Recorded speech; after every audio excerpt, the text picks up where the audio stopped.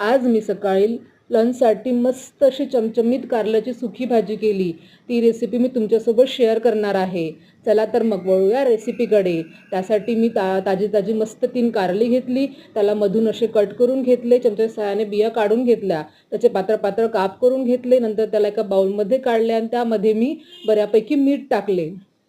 बघा अशा पद्धतीने.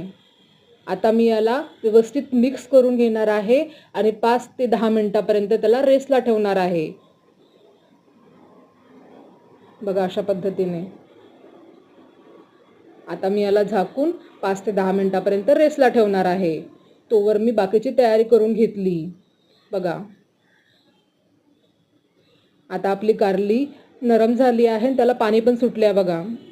आता मी याला हाताच्या साहाय्याने पिळून पिळून त्यामधील एक्स्ट्रा पाणी काढून घेणार आहे. बघा यामुळे थोडा कडूपणा कमी होतो. नंतर मी ह्या कारलेला पाण्याने स्वच्छ धुवून घेणार आहे, जेणेकरून मीठचे प्रमाण कमी होईल आणि कडवटपणा पण कमी होईल. बघा आता मी एका पॅनमध्ये तेल घेतले.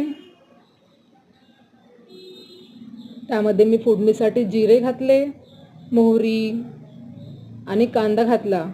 आता मी याला व्यवस्थित परतून घेणार आहे. नंतर मी यामध्ये लसूणची पेस्ट टाकणार आहे. बघा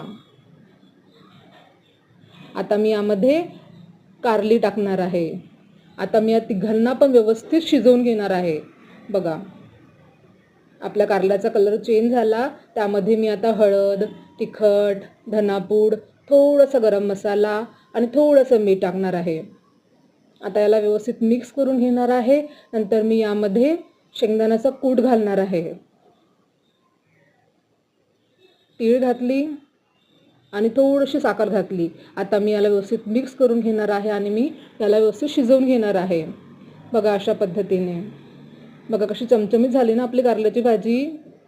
या पहिले मी भरलेल्या कारल्याची भाजी केली होती. आज सुक्या कारल्याची भाजी केली. ह्या रेसिपी तुम्ही नक्की ट्राय करून बघा आणि मला कमेंट करून सांगा तुम्हाला माझ्या रेसिपी कशा वाटल्या. नंतर मी त्यामध्ये मस्त कोथिंबीर टाकली, गरम गरम भाकर घेतली, त्यावर मी भाजी घेतली, कांद्यासोबत खाल्ली. Bye bye.